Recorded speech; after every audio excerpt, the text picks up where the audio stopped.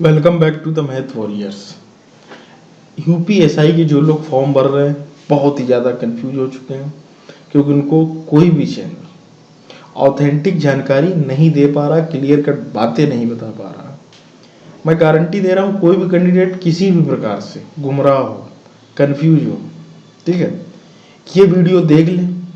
यदि तुम्हारा कोई दोस्त भाई बहन कंफ्यूज है, उसको ये वीडियो भेज देना, लिंक शेयर कर देना, बोल देना कि ये वीडियो देख लो। अगर पूरी बातें तुम्हारी क्लियर हो जाए तो चैनल को सब्सक्राइब करना। उसके बाद पहले कुछ नहीं, ठीक है, जो तुम्हारे डाउट है, एक एक डाउट को क्लियर करने के लिए ये मैं वीडियो विद नोटिफिकेशन बनाने जा रहा हूँ। क्योंकि इतने ज़्यादा कमेंट हो चुके हैं, कहीं मोहित कुमार, कहीं कोई कि सर प्लीज़। अब यार हर एक कमेंट का जवाब मैं देता हूँ, आप लोग देखते ही, मेरी आदत है। तो मुझे लगा कि यार क्यों ना एक इनका वीडियो बनाया जाए और इन्हें अच्छे तरीके से जितना हो सकता है मैं अपना 100% देने की कोशिश करता हूँ, ठीक है।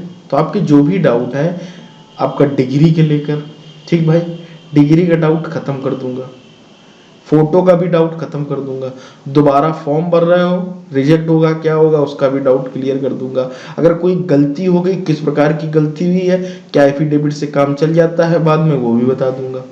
उसके भी पुख्ता सबूत है तब बोलूंगा, क्योंकि शिवाकर मिश्रा, अश्विनी सर दोनों ही इस टीम के यूपीएसआई 2016 बैच सिलेक्टेड हैं और दोनों लोगों ने ट्रेनिंग की हुई है पूरी, तो उन्हें सब कुछ पता है, कैसे टीवी हुआ था, क्या हुआ था। दोनों लोगों ने अलग अलग जगह थी कराई थी।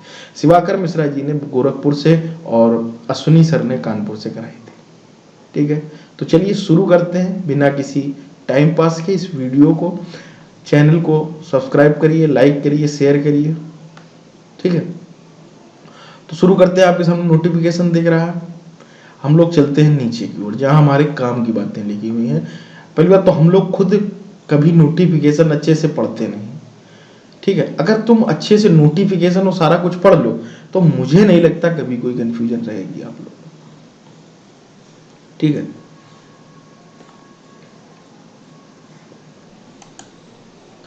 यहाँ पर देखते हैं, राष्ट्रीयता से हमें कोई लेना देना नहीं, अग्निशामक, ये देख लीजिएगा। ये थोड़ी सी मैं यहाँ पर चीज क्लियर कर दूं। उप निरीक्षक, प्लाटून कमांडर, पीएसी पद के लिए ये देखिएगा, भारत द्वारा किसी विद्यालय से स्नातक उपाधि या सरकार द्वारा उसके समकक्ष मान्यता प्राप्त अर्थात बीटेक वाले भी बढ़ सकते हैं, ये इसका मतलब हो गया, ठीक है। अग्निशामक द्वितीय अधिकारी पद के लिए यहाँ पर उन्होंने साफ साफ मैंने कि इसी विद्यालय से स्नातक उपाधि विज्ञान में, ठीक है। इसमें कोई कंफ्यूजन ना हो, इसके पास साइंस हो वो जरूरी है, भर दे नहीं तो ना भरे, एज सिंपल एज दैट, ठीक है। और तुम्हें मैं एक डाउट और ये कर दूं, बहुत से बच्चे ये बोल रहे हैं कि सर मैं अभी लास्ट ईयर ग्रेजुएशन हूँ, मैं बढ़ सकता हूँ। उनके लिए ये टिप्पणी आपके लिए काफी। आवेदन करने की अंतिम तिथि के बढ़ती के पास शैक्षिक अर्हता अवश्य धारित करनी चाहिए और उसकी अंक तालिका अथवा यहाँ पर पढ़ते जाना, अंक तालिका अथवा प्रमाण पत्र उसके बाद उपलब्ध होना चाहिए। या तो अंक तालिका अथवा का क्या मतलब होता है तुम मुझे बताओ, पढ़े लिखे हो ना, हिंदी पढ़ रहे हो। अंक तालिका का मतलब क्या होता है, तो अंक तालिका अथवा का मतलब क्या होता है, या तो अंक तालिका या प्रमाण पत्र अपीयर होना। अपेक्षित शैक्षिक अर्हता प्रचलन, अपेक्षित जिसके बाद ना हो, सम्मिलित हुए अपीयर, ये दोनों ही नहीं होंगे। या तो आप अपीयर हुए हैं या होने वाले हैं लास्ट ईयर, तो आप मत भरिएगा, ठीक है, सिंपल सी बात। चलिए आगे चलते हैं। अधिमान आयरता वो छोड़िए, अधिमान का कोई काम नहीं है, ठीक है। चरित्र तो बाद में लगता है आप लोगों में, ठीक है भाई। वैवाहिक स्थिति से मुझे कोई लेना देना नहीं है ना। ऑनलाइन लिखित परीक्षा आप लोग जानते हैं, वीडियो बन चुके हैं, इसको आप देख चुके हैं। माइनस मार्किंग वगैरह, हाइट हो गई, इसको हटाओ। शारीरिक दक्षता हटाओ, चयन ये तो आप लोगों को पता ही है, ठीक है। चिकित्सक परीक्षा हटाते जाओ हटाते जाओ। एक चीज मैं आपको और क्लियर कर दूं, यहां पर देखिएगा, ये जो सर्टिफिकेट से रिलेटेड आप लोगों को कंफ्यूजन है कि अगर मैं बाद में बनवाऊं या किस तरीके से क्या है, तो उसकी भी कंफ्यूजन मैं आपको क्लियर करना चाहूंगा। साफ साफ क्या लिखा हुआ उसको पढ़ते हैं यहाँ पर। Creamy layer, non creamy layer तो ओबीसी वालों के लिए, ठीक है, वो अपना अलग मैटर है, आरक्षण का अनुमान है। ये पढ़ो, अन्य पिछड़े वर्ग के लिए जाति प्रमाण पत्र 1 अप्रैल 2020, ठीक है, या उसके बाद का हो, इसके बाद का भी हो, कोई नॉट अ बिग डील, ठीक है, कोई बिग इशू नहीं है। अभ्यर्थी द्वारा इस भर्ती हेतु आवेदन करने की तिथि तक निर्गत होना चाहिए। बात को समझ रहे हो? परंतु अभ्यर्थी द्वारा इस भर्ती हेतु आवेदन करने की तिथि तक निर्धारित होना चाहिए। फिर उन्होंने कोष्टक में मेंशन क्या किया उसको पढ़ो। अभ्यर्थी द्वारा आवेदन करने की अंतिम तिथि 30/4/2000, अंतिम तिथि यही है आवेदन की, फॉर्म भरने की। आवेदन करने की स्थिति में जाति प्रमाण पत्र दिनांक 30/4/2000 तक निर्गत होना चाहिए। अगर आप मान लीजिए अंतिम तिथि 30/4 को आवेदन करने की स्थिति में आपने यहाँ पर किया तो आपको यहाँ तक निर्गत हो जाना चाहिए। सिंपल सी बात भाई लिखी हुई है, क्योंकि सर्टिफिकेट नंबर वगैरह भरेगा। तो ये अगर आप 30 तारीख को भर रहे हैं, आपके पास 30 का भी है, 30 तारीख को भी अगर आपका इशू डेट अगर उस सर्टिफिकेट में 30 तारीख लिखी हुई 30 अप्रैल 30/4/2021 तो वो मान्य होगा। ठीक भाई, समझ गए? कोई दिक्कत? अब आर्थिक रूप से कमजोर वर्ग तो में भी यही लिखा हुआ है, पर संपत्ति प्रमाण पत्र आर्थिक रूप से कमजोर वर्ग के लाभार्थियों के लिए ये मैं बना चुका हूँ वीडियो। ठीक है, ठीक है। उत्तर प्रदेश का मूल्य यहाँ पर समझ लो, ऐसे पुरुष अभ्यर्थी जो उत्तर प्रदेश का मूल्य निर्माण करने में असफल होते हैं उन्हें आरक्षित वर्ग को मानते हुए विचार किया, ऐसे अभ्यर्थियों को उनकी श्रेणी के अंतर्गत आरक्षण का लाभ नहीं दिया जाएगा। ये बात तो अच्छे से आप लोग समझ लें। ठीक है, जो यहाँ आ जाओ, बस यहीं से यहाँ ये पढ़ लिया, अनारक्षित कटाप के में भर्ती प्रक्रिया के अगले चरण में सम्मिलित नहीं किया जाएगा। ठीक है, अनारक्षित श्रेणी के अगर आप कटाप क्वालिफाई नहीं करते तो आप बाहर। अब तुम्हारा डिग्री का कंफ्यूजन दूर करता हूँ, यहाँ से आ जाओ, बस भाई यहीं रुक जाओ। 6 नंबर पे खुद भी पढ़ो, दूसरों को पढ़ाओ, जो ज़्यादा टीटी बनना है हो, ठीक है, उनको भी समझाओ। जो ज्ञान दे रहे प्रमाण पत्र नहीं होगा तुम्हारा कैंसिल हो जाएगा, उनको ये दिखाओ, ये वीडियो दिखाओ। ठीक है, ऑनलाइन आवेदन पत्र करते समय अभ्यर्थी के पास यथापेक्षित निम्नलिखित अभिलेख होने अनिवार्य है। ठीक है, अभ्यर्थी द्वारा आवेदन करते स्कैन कर आवेदन पत्र के साथ अपलोड अटैच किए जाएंगे। ठीक है, वो तो आपको पता ही। यहाँ पर देखो क्या लिखा हुआ है, शैक्षिक अर्हता संबंधी अभिलेख, स्नातक उपाधि अंक पत्र या प्रमाण पत्र। ऑब्लिक का मतलब भाई यही या होता है, साफ साफ लिखा, स्नातक उपाधि अंक पत्र या प्रमाण पत्र, साफ साफ मेंशन है। जो ज्यादा नेता बने उसको दिखाओ, ये पॉइंट टेंशन मत लेना। वहां पर जब उन्होंने फॉर्म बनाया तो ऑब्लिक लगा हुआ, अगर आपने सर्टिफिकेट के बाद देखा हो, स्नातक उपाधि प्रमाण पत्र लिखा है, ऑब्लिक लिखा है, ये लिखना भूल गए धोखे से, कोई दिक्कत नहीं। एक ही चीज में भूल गए, बाद बाकी हाई स्कूल इंटर में तो उन्होंने लिखा है, इसी में भूल गए और इसी में आप लोग कंफ्यूज हो गए तुरंत। तो उससे डरने की जरूरत नहीं, अंक पत्र अपना फाइनल ईयर का अपलोड करो। मैं गारंटी दे रहा हूँ आपका एडमिट कार्ड आएगा, फाइनल सिलेक्शन यदि आपका होता है, आपके नंबर अच्छे आते हैं तो आप बाहर नहीं किए जाओगे, ये मेरी बात नोट कर लो। ठीक है, चलो आगे। आरक्षण अधिकतम, ठीक है, आरक्षण का तो मैंने आपको बता दिया है, आयु में छूट दिया। आर्थिक वर्ग से कमजोर स्वयं घोषणा पर निर्धारित 5-6, इस पर भी मैं अभी आज ही बात कर लूंगा। ठीक है, इसी वीडियो में डब्ल्यू पर भी बात कर लूंगा, लेकिन चलते हैं आगे थोड़ा सा। ठीक है, फोटो का जो आप लोग दिक्कत हो रही कि फोटो में क्या समस्याएं सर, वो मैं बता दूं। तृतीय चरण, हाँ, रंगीन फोटो। यहाँ पर तो मैं दिखाता हूँ, प्रिंट के लिए शुल्क का भुगतान करने के बाद किसी कारण से निर्धारित शुल्क का भुगतान तत्काल नहीं, शुल्क निर्धारित अवधि में उसका भुगतान कर सकता है, उसका कोई इशू नहीं। ठीक है, यदि ई चालान के माध्यम से शुल्क का भुगतान करना है, क्रेडिट, ठीक है, शुल्क का भुगतान करने के बाद ट्रांजेक्शन आई डी उपयोग कर भर्ती को तीसरा भाग तत्काल किसी कारण से भर्ती, ठीक है, उसका कोई इशू नहीं। ये देखो फोटो का देख लेते हैं, यहाँ से पॉइंट यहाँ पर इन्होंने बहुत अच्छे से दिए फोटो के, पहले तो उसको समझ लो। ऐसी फोटो होनी चाहिए, चेहरे की छवि स्पष्ट देखनी चाहिए, पहला पॉइंट मैंडेटरी पॉइंट है, सारे ही मैंडेटरी हैं। चमक छाया नहीं होनी चाहिए, 6 महीने के भीतर का होना चाहिए। ठीक, कंधे साफ दिखने चाहिए, सफेद या हल्के ग्रीन रंग की पृष्ठभूमि आवश्यक है। ठीक है, मतलब जो बैकग्राउंड होगा वो इस तरीके का हो। ठुड्डी से तटस्थ, चेहरे के दोनों कान साफ दिखाई देते हो, कैमरे पर सीधी नजर हो, साफ होनी चाहिए। आप चश्मा लगाते हैं, मफलर आदि धारण न करें, फोटो में टोपी मफलर आदि धारण नहीं करना, साफ साफ ही उतरवा दिया जाता है, तभी आपने कभी गए हो। यदि उपरोक्त अनुसार फोटो निर्धारित आकार में स्कैन करके अपलोड नहीं किया जाता है, हाँ, इनका एक आकार है, वो तो आप लोगों को पता है। ठीक है, ये लिखा हुआ है। अब मान लीजिए बैकग्राउंड किसी ने रेड कर दिया, सपोज दैट रेड हो गया, या पहली बात तो मैं आपको बता दूं इसका प्रोसेस क्या होता है, उस चीज को समझा देता हूँ। ठीक है, प्रोसेस क्या होता है कि अगर मान लीजिए आपने सपोज दैट रेड कलर कर दिया, डार्क कलर होता है, तो थोड़ा सा स्कैनिंग जब इनकी होती है आपके फॉर्म वगैरह की, तो डार्क कलर दिक्कत करता है। हल्का अगर बैकग्राउंड में होगा तो छपने में दिक्कत नहीं होती, एडमिट कार्ड वगैरह में, हर जगह प्रिंटिंग में बड़ा आसानी रहती है मेरे भाई। ठीक है भाई, अच्छे समझ रहे हो इस बात को।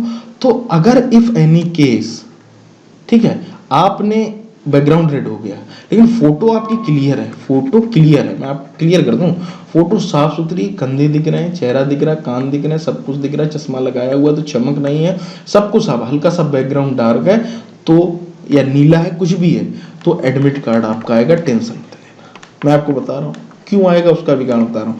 एडमिट कार्ड आएगा, ये लोग इसलिए लिख देते हैं, तो वो लिखा है वो बात जायज है, मैं उस बात का बिल्कुल मैं क्लियर कर रहा हूँ।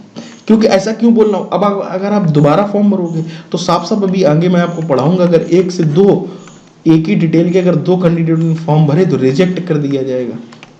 ठीक है, तो फॉर्म दोबारा मत भरना, ये गलती मत कर देना, मैं आपको सिंपल सा बता रहा हूँ, फॉर्म दोबारा मत भर देना। ठीक है, साफ साफ लिखा भी दिखाऊंगा, सब कुछ दिखाऊंगा। लेकिन अगर आपने, आपका एडमिट कार्ड आएगा, एसएससी में भी हर जगह इस तरीके के ये जो आपके 10 पॉइंट दिख रहे हैं, ये हर जगह आपको देखने को मिलेंगे, और बच्चे हर बार गलतियां करते हैं कुछ ना कुछ, और उनके एडमिट कार्ड आते हैं, बाकायदा फाइनल सिलेक्शन होता है, कोई इशू नहीं होता है। ठीक है, तो इसलिए आप टेंशन इसकी मत लें, बस इतना याद रखना मेरे दोस्त, फोटो क्लियर हो, ये बस याद रखना। इसीलिए चाहे वो टीजीटी हो, पीजीटी हो, कहीं भी कोई मुझसे पूछता तो मैं साफ साफ कहता हूँ, बैकग्राउंड अगर हो गया है, पहली बात तो सही भरो यार, मैथ वॉरियर्स चैनल को फॉलो करो, फॉर्म आते ही मैं तुम लोगों को भर के दिखाता हूँ, सब कुछ यार कराता हूँ, फिर भी इस तरीके की गलतियां आप कर देते हैं। ठीक है, तो ये डाउट क्लियर हुआ, चलते हैं आगे, चलते हैं। जो अभ्यर्थी की शासकीय सेवा वो हटाइए, बोर्ड का निर्णय अंतिम होगा वो हम जानते हैं। और कहीं एक जगह रुक जाइए कि एक पॉइंट जो मैंने अभी आपसे बोला कि एक से अधिक 2 फॉर्म अगर भरे गए तो रिजेक्ट कर दिया जाएगा। शुल्क, द्वितीय चरण, बोर्ड की वेबसाइट ऑनलाइन करते समय ये सारी चीज़ें होनी चाहिए, ऑनलाइन वेबसाइट का क्लिक करेगा, कहाँ गया, फॉर्म में स्कैन अपलोड कर दें, नवीनतम। ठीक है भाई, ये देखिए पॉइंट लिखा हुआ अन्न पर उन्होंने यहाँ पर बात की, इस पॉइंट को समझना अच्छे से। ये विज्ञप्ति पदों पर की जा रही भर्ती, वो तो छोड़ो, उससे तो तुम डिसबैलेंस हो जाओगे। ठीक है, बाहर करने का अधिकारी थी।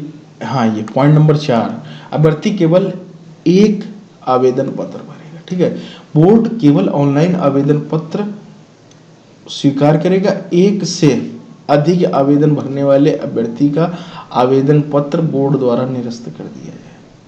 लिखा है कि नहीं, बोलो हाँ, लिखा हुआ। ठीक है, यदि किसी स्तर पर यह पाया गया कि वह अपेक्षित अर्हताओं को पूरी नहीं, मतलब गलत सूचना दी कि आपने कहा कि ग्रेजुएट हैं, ग्रेजुएट नहीं है, इस तरीके की आपने बताया कि हम ओबीसी हैं, ओबीसी नहीं, तो पॉइंट नंबर 4 पर बात कर लेता हूँ। ठीक है, अब मान लीजिए आपने, एक बच्चा बोल रहा है कि मैंने डीओबी गलत भर दी, डीओबी ही गलत भर दी। ठीक है, तो डीओबी गलत भर दी तो भैया दोबारा फॉर्म भर दो, कोई दिक्कत नहीं होगी। ठीक है, क्योंकि जो बेसिक डिटेल होती उन्हीं को मैच करा के सेम तुम्हारा माना जाएगा। बात समझ रहे हो, आपका नाम, पिताजी का नाम, माताजी का नाम, डेट ऑफ बर्थ, ये 4 चीजें होती बेसिक डिटेल्स पर, और मोबाइल नंबर और आपका ईमेल आईडी। तो मोबाइल नंबर और ईमेल आईडी बदल देना, ठीक है अपनी, और उसके बाद आप क्या करना, अपना जो मोबाइल नंबर ये बदल दिया, नाम पिताजी के नाम तो सेम रखना, अपना नाम भी same, date of birth change कर देना। ठीक है, वो तो चेंज करनी ही पड़ेगी जो सही लिखो। अब मान लीजिए आपकी डेट ऑफ बर्थ गलत रही ना, तो तुम्हारा एडमिट कार्ड तो आ जाएगा, लेकिन जब तुम पेपर देने जाओगे तो एंट्री नहीं होगी, या तो फिर तुम आधार कार्ड में सही कराओ जाके। आधार कार्ड में सही कराने के लिए तुम्हें कहाँ से करानी पड़े, हाई स्कूल इंटर में। तो उनको मैं ये जानकारी दे दूं कि वो दोबारा रजिस्ट्रेशन कर दें, दोबारा फॉर्म भर दें, फॉर्म रिजेक्ट नहीं होगा, क्योंकि बेसिक डिटेल से ही ये जब चारों मैच करती तो उसको ये पता चलता कि 2 फॉर्म एक ही तरीके के भरेंगे।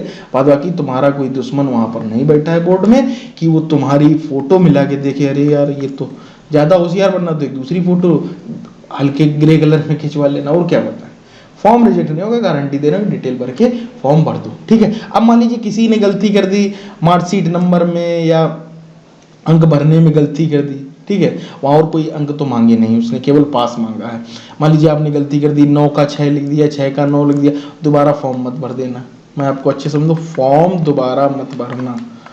ठीक है, फॉर्म दोबारा मत भरना, भरने से कोई दिक्कत नहीं, आप डॉक्यूमेंट भी अपलोड कर रहे हैं, 2 तरीके से वेरिफिकेशन हो रहा। फॉर्म दोबारा इस कंडीशन में मत भरना, आपका एक पहली बात तो एफिडेविट लगा के बड़ा आसानी से काम हो जाएगा, कोई डरने की जरूरत नहीं।